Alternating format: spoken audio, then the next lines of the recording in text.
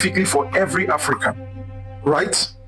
But I'll really be happy if anybody that comes across this video would help me share this video till it gets to Nigerians specifically and other African societies. And I'll tell you why.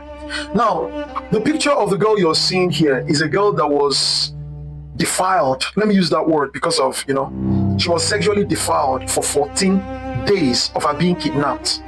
I'm going to read the write-up that came with this particular picture. Now, a 23-year-old girl full of dreams was kidnapped by bandits. They demanded for 50 million naira ransom. Notes, money, it's the money. Her family begged, pleaded, and cried for mercy. The bandits refused to reduce the ransom. For 2 weeks, her father fought like a lion. He borrowed, sold, and begged to raise every kobo. Finally, he had the 50 million. He called them, desperate to hear his daughter's voice one more time before paying. She came on the phone. Listen very carefully. And instead of begging to be saved, she told her father, don't pay. I would unalive myself if they release me.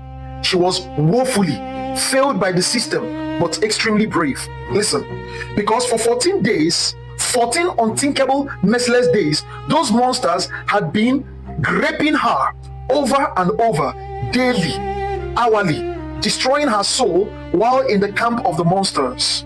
The bandits, hearing what she said to her father, they put a bullet in her head, then made a video and a picture of her final moment and sent to her family. That girl didn't die, she was murdered after being tortured in ways no human being should ever suffer. This is not about politics anymore. This is about humanity. This is about mothers who will never hold their daughters again. Fathers who gather ransom only to receive a corpse. Young girls who go to sleep terrified that tonight might be their turn. Listen to me very carefully. First of all, before I say what I want to say, let me start by saying this. If you're a Nigerian lady, please, I'm begging you, stop traveling. Stop traveling. If you're a man, if you're a father, please listen to me. As a man, please, as a man, you should rather be the person to do the traveling than have your wife doing the traveling. Whenever I go to work, I see some women going to work, some young girls going to work with me, whereas these young girls are married, while their husbands live in particular states where they don't travel. These women are the ones traveling, going to work and coming back. Women should not be traveling with me, because peradventure, God forbid, if I am kidnapped, worst case scenario, I'll be unalived. Worst case scenario, I'll be unalived. And in the situation of Nigeria right now, to die is gain. Death is gain.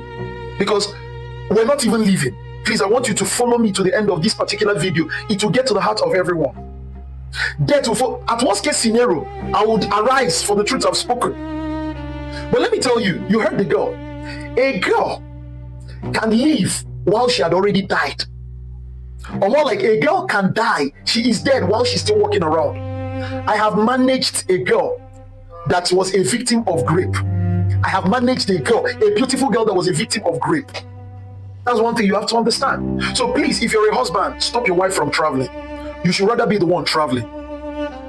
If she has a job, build a home and a family in the place she has a job, than building it in a place that you as a man have a job. You're the one that is supposed to be traveling. As a father, please, if your daughter cannot pass an entrance examination to a university closer to your state, please and please and please let her retake an examination.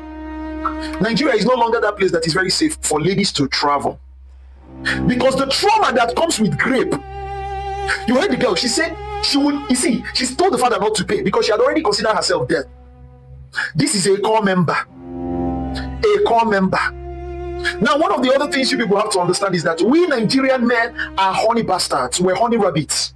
And I'll tell you why. We Nigerian men, that we're not looking for a girl to get into her panties, is because there is daylight. It's because people are looking. When people are not looking and a girl is very close to us, we would start forcing her to spread her legs. If I will use money to move girls to spread their, that is the Nigerian thing. That's number one. Now listen to this. Let me get to the main point. Listen, where did we get here? This thing has nothing to do with bad governance. It will shock a lot of people. This thing has nothing to do with bad governance. I'll tell you. Now, from the story, which is like every other story of kidnap, she was kidnapped and a ransom of 50 million was asked. 50 freaking million from a home of very normal people, right? middle people, middle class, you can't get 50 million. You can't get 50 million. Let me get straight to the point. Now, which means that what these bandits or kidnappers need is money. But the question is, why do they need money? They need money because they are in a society where we only regard people based on how much they have. You see how this is not a government problem, but our mentality problem.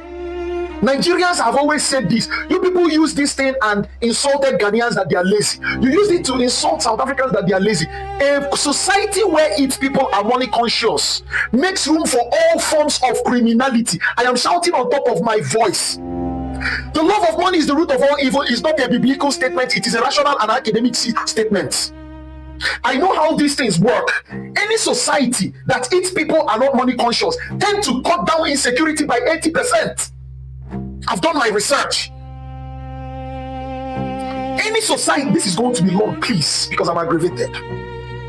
Any society that wakes up early in the morning, any society where rich men are not regarded, where rich men are hated, that society cuts down insecurity by 80%. Even when we don't have police, when we don't have soldiers, every place will become safe. Because the reason we have all manner of criminality is because people want to make money. And the reason people want to make money is because in Nigeria, you are only regarded based on how much you have.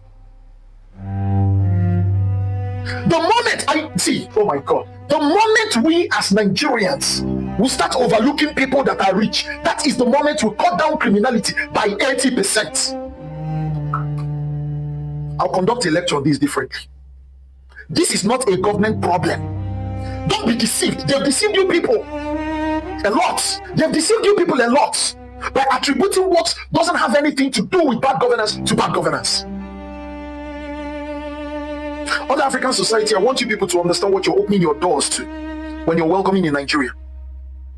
What you're opening your doors to when you're welcoming in Nigeria. Now, let me get to the second point, and this is for Nigerian ladies. Please, as a man, I'm going to reveal to you people what a lot of men cannot tell you as the truth. I don't fucking care. I don't freaking care. I've always been doing that. They know me. Listen, when you're told to stop dressing provocatively, you don't know the implication. You're hurting yourself. You're hurting your gender. Let me tell you what happens in our mind as men when we see a girl dressed on skimpy clothing, when we see a girl dressed on miniskirts, when we see a girl exposing her body. What happens in our mind as men is that we begin to demand, we begin to have some kind of sexual urge that we know we cannot get. So we begin to pile it up our brain, such that any moment we find that we can either overpower a girl, or any moment we find that we can either attract a girl, what we do is we begin to demand to satisfy that sexual urge that we've had for years, owing to what we saw you through owing to what we saw through our ladies that dress provocatively. As a lady, if you're dressing provocatively, you are making things really harder for your own fellow lady, for your own fellow girl. Please, to prove this, in pre-independence period, there were times women dressed properly. Let me tell you what happened those days. In those days, women can be kidnapped, but they will never be touched. It's all about the money. In those days, men don't have sexual urges. We don't worship sex. Go and ask your mothers now. In those days, a single girl can be in the midst of 5 men. In the midst of 5 men who are not the brothers, who are not related to her, yet nothing, they will be protecting her. The provocative, see, let me tell you, you're dressing sexually and provocatively. It begins to store in our brain as men, and we know we're not getting that sex because we know how you ladies are. You people open legs for only men that have money. We know. So now what happens is, once we get opportunity of any type, we try to satisfy that sexual urge we've had for years. Please,